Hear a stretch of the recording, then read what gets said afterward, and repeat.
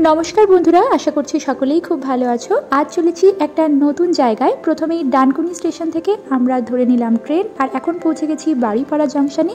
আর এইখান থেকেই আমরা প্রথমে চলে যাব অটো ধরতে। এই অটো স্ট্যান্ডে জনপ্রতি নেবে 15 টাকা করে অটো ভাড়া।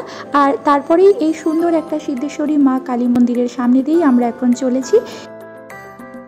এখন আমরা পৌঁছে গেছি বনমালীপুরে, আর এইখান থেকেই আমরা কিছু দূর পায়ে হেঁটে গেলেই সামনে এই যে চলে এসছে হুগলি জেলার সর্ববৃহৎ মন্দির ব্রহ্মদত্ত ধাম।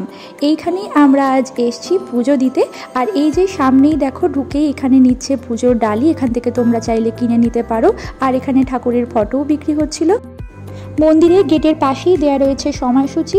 প্রতিদিন সকাল 7টা থেকে দুপুর 1টা, আবার বিকেল 3টে থেকে রাত 8টা পর্যন্ত এখানে মন্দির খোলা থাকে আর পুজোও নেওয়া হয়। আর ঢুকেই চারিদিকে কত সুন্দর আর বড় জায়গা জুড়ে এই মন্দিরটি রয়েছে। দুপাশে রয়েছে দুটি বড় বড় এরকম বাতিস্তম্ভ, যেগুলো বিকেলবেলা হলেই জ্বলে। এইখানে এখন আমরা মন্দিরের ভেতরে প্রবেশ করছি। ভেতরের পরিবেশটা খুবই সুন্দর, শান্ত। আর দেখতেই পাচ্ছ সেদিন অনেক লোক ছিল। দুপুর 1টা থেকে 1:30টা পর্যন্ত মন্দিরে এরকম আরতি হয় খুব সুন্দরভাবে, আর এখন সেটাই চলছে। এরপর এইখানে আমরা পুজোও দিয়ে নিলাম, আর সাথে এখানে আমি 3বার ঘন্টাও বাজিয়ে দিলাম। আর সামনেই রয়েছে খুব সুন্দর একটা কুর্মা অবতারের মূর্তি। এই প্রথম আমি কোনো ব্রহ্মার মন্দির দেখলাম, আর ভেতরটায় তো ভীষণ ভালো লাগছিল। আর সারা ভারতে এরকম 4 জায়গায় ধাম রয়েছে। এখন এখানে ওরা সকলকে দিয়ে দিচ্ছে পুজোর পরের প্রসাদ। এটা দুপুর 1:30টা থেকে ওরা প্রসাদ দেওয়ার এই যে লাইন পড়েছে, আর সাথে সাথে দিয়ে দেবে টোকেন খাওয়ার জন্যে। প্রত্যেক বৃহস্পতিবারই এখানে ভোগ খাওয়ানো হয়, শুধুমাত্র সারা সপ্তাহে বৃহস্পতিবারই এই ভোগ খাওয়ানোর নিয়ম আছে। আর দুপুর 1:30টা থেকেই এই টোকেন দেওয়া ওরা শুরু করে দেয়। আর এই মন্দিরের দুপাশে রয়েছে একদিকে লাড্ডু গণেশের মূর্তি, আর অন্যদিকে রয়েছে কপিল মুনির একটা মূর্তি। আর মন্দিরের বাইরের গেট দিয়ে ঢুকেই ডান দিকেই রয়েছে দুপাশে এরকম ঠান্ডা জলের ব্যবস্থা। এখন আমরা ভোগ প্রসাদ পাওয়ার জন্য টোকেন অলরেডি নিয়ে নিয়েছি, আর এখানে রয়েছে লম্বা লাইন, এটা ভোগ প্রসাদ নেওয়ার লাইন। আর এই ভোগ প্রসাদ সম্পূর্ণ বিনামূল্যেই এখানে দেওয়া হয়।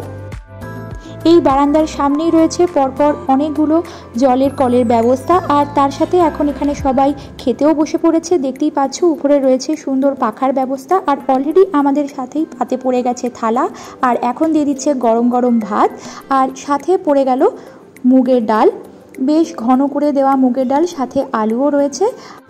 আর এখন দিয়ে দিচ্ছে একটা সবজি, আলু পটল, সাথে আরও অনেক রকম সবজি, সজনে ডাঁটা দিয়ে একটা তরকারি। আর এখন এখানে আমাদের খাওয়া হয়ে গেছে। তোমরা দেখতেই পাচ্ছ এখানে রয়েছে সময়সূচি আরতির। আর এই মন্দিরের জায়গাটা দেখো কতটা সুন্দর আর কতটা বড় জায়গা জুড়ে। সামনেই রয়েছে এখানে শিব মন্দির, এই ভেতরের দিক দিয়ে গেলেই এই শিব মন্দিরটা পড়ে। আর এই যে এখানে পাশেই রাখা রয়েছে পালকি, এগুলোতে করে প্রতি বৃহস্পতিবার বিকেলে ভ্রমণ করানো হয়। আর এখানেই আমার এক স্কুলের বান্ধবীর সাথেও দেখা হয়ে গেল। সব মিলিয়ে সেই দিনটা তো খুব ভালো কাটলো, আর জায়গাটাও খুবই সুন্দর। তোমরাও চাইলে অবশ্যই এখানে একবার ঘুরে আসতেই পারো। ভিডিওটা তোমাদের কেমন লাগলো কমেন্টে অবশ্যই জানিও। বাই।